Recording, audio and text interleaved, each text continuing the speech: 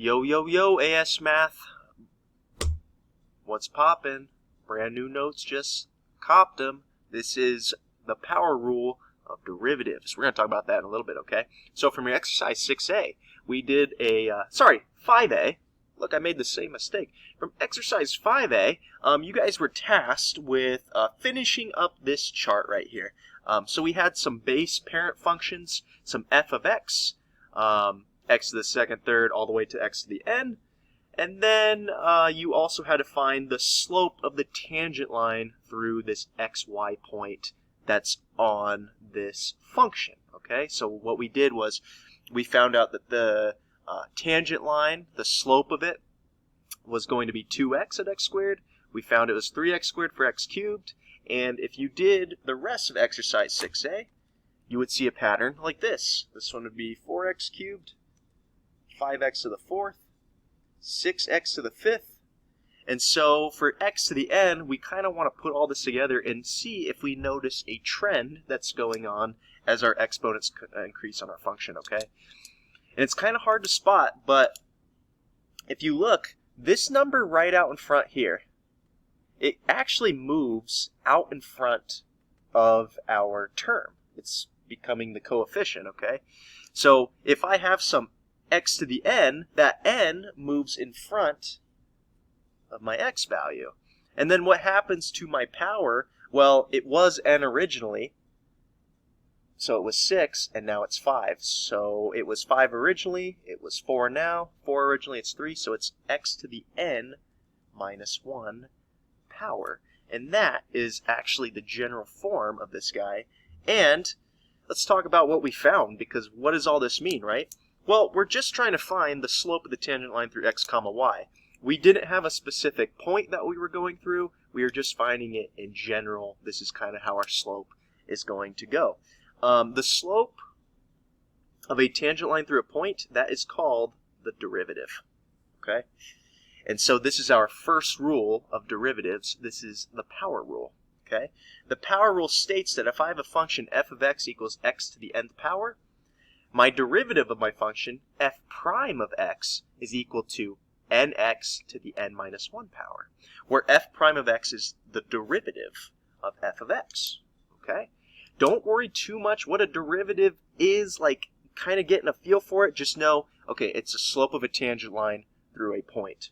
That's it, through a point of a curve. All right? That's all a derivative is. Okay? Now, we also have a sum and difference rule, which will become more apparent in a little bit. Okay? This just states that if I have a function f of x and I'm adding it to a function g of x, well, that just means that the derivative is going to be f prime of x plus g prime of x. And basically what that means is I can apply the power rule for each term. So if I get something like this, like 3x squared plus 2x plus 1, all this rule is saying is that I can apply this power rule to this guy, and to that guy. Okay? That's all that really means. So we technically have two rules that we got out of this, and we're going to get like one more out of this as well. Okay? Let's move on to the back, and let's just get some examples with this guy. I want to get practice getting used to this so we can go to build off of it, all right? So let's talk for a second. Let's look at some examples, all right? And our rules, our power rule is going to be right here. That's the only rule we're going to use, okay? So number one, I have a function f of x equals 4x squared. We are tasked for all these examples with finding the derivative. So let's apply my power rule. Well, I have this x squared, right? So my power rule tells me, hey, take that n and move it out in front, okay? So I'm going to take this 2, and I'm going to just plop it right there. So it's going to turn into 2 times 4, and now this is going to be x to the, well, what power? It's the n minus 1, so it goes to the first power, so I don't need to write in my exponent. 2 times 4 is 8, and so 8x is the derivative of f of x. So I should probably write it as f prime of x equals 8x. That is my derivative. Okay? Get used to putting this apostrophe right here. That's not a 1. It's like an apostrophe. It just means prime. All right? It's got to go f prime, like Optimus Prime. Okay? What about y equals 4x squared? Well, this is the same exact thing as this guy up here, but I'm not using f of x. I'm using y. So if I find the derivative, it's still going to be 8x. However, this is an alternative way to write our derivative. If you keep in mind, the derivative is the slope of a tangent. Our slope we know is a rise over run, our change in y over our change in x. We usually write our slope, if we want to do change, you might have seen it in science classes, it's written as delta y over delta x. That just means the change in y over change in x. But when we're talking about derivatives, we write it, instead of delta, we write it with a d.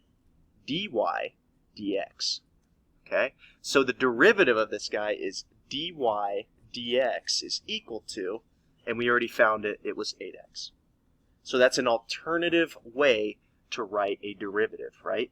If it was x equals 4y squared, well then this would be dx dy, all right?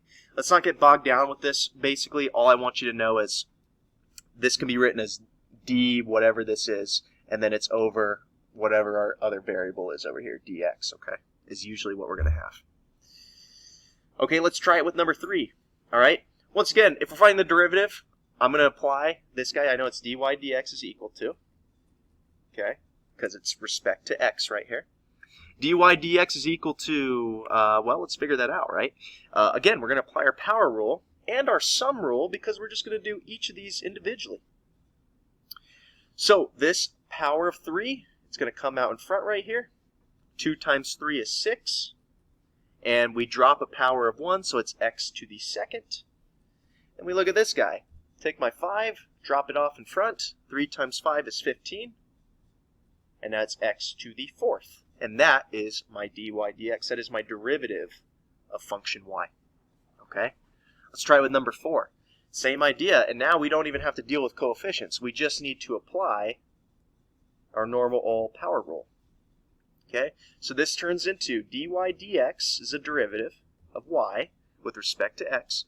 And this is equal to 7x to the 6, because we drop our power, minus 4x to the third, drop our power once again. Not too bad, right? Not too bad, okay? Now, this power rule has a lot of implications to it, and you're going to see in a second kind of how it starts to work. What if we have something like number 5, all right? Well, we know that this guy is going to be, we know it's going to be dy dx, obviously. And that's going to be equal to, okay, I take this power, drop it in front. That is 6 times, or 2 times 3, that's 6, and then x to the first power. This guy, it has an exponent of 1, technically. So I take that guy, drop it off, it's just 6, and then I drop the power. So we're at x to the 0 power, and x to the 0 power is always equal to 1 every single time. So really, this is just plus 6, which now brings us to this fine gentleman, the constant, okay? Let's think about if this was just y equals x for a second, okay? Y equals x. Well, y equals x is a horizontal line. And remember, we want the slope of the tangent right there. So my slope at that, the tangent, the slope of that is going to just be 0. So it turns out, anytime we take the derivative of some constant c, we know that the derivative is going to be equal to 0. Okay. This isn't really like a formal rule. We can call it the constant rule. So how about instead of another rule, call it the constant rule? So we're dealing with constants. Okay. So we're actually done. Dy dx equals 6x plus 6 plus 0. So same thing. Okay. Now number 6 and 7. This is where things get a little tricky. Okay. First of all, number 6. We have this guy down here in our denominator. Now, if we want, and we really should, we should probably get it to where the variable and exponent is in the numerator. Now, if we do this, if I have something and it's down here, I can move it up here. I just need to take the negative of my exponent. X to the negative 3 is the same as 1 over x third. So I can rewrite this as f of x is equal to 5x to the negative 3. And now it's something that we can play around with when we're trying to find the derivative of this guy. Same ideas apply. I take my power to negative 3. I'm going to move it out in front here. Negative 3 times 5 is negative 15. And it's x to the what power? Well, we had to subtract 1 off this. So this is 15x to the negative 4th power. All right? And if you want, and I recommend you do this, is if we want to make this exponent positive, all I got to do is plop it underneath my denominator, and it is now back to being a positive exponent. Took the derivative. The only thing that really happened was this ended up being negative, okay? Which you could see with the negative exponent. Easy to miss if we don't write it like this guy right here. Now, what about number 7? This is our last example. So, if we have something that's a square root, this is the same thing as x times x to the 1/2 power.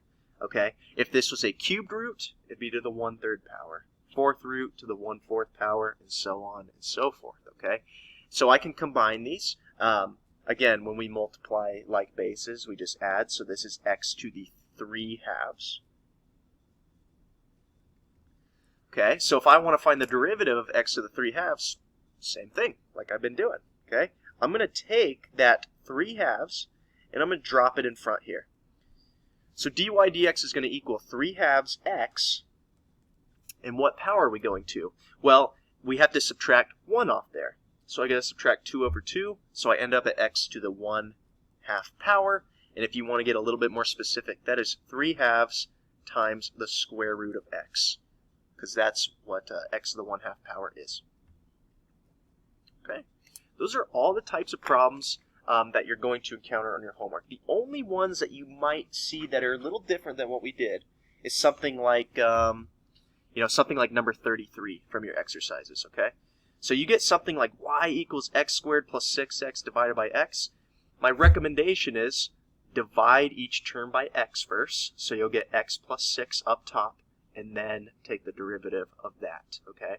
Way easier to do than having something like this. There is a rule for something like this, but we're just going to use the power rule again to kind of get our feet wet with it, okay? This is Mr. Knight, signing off.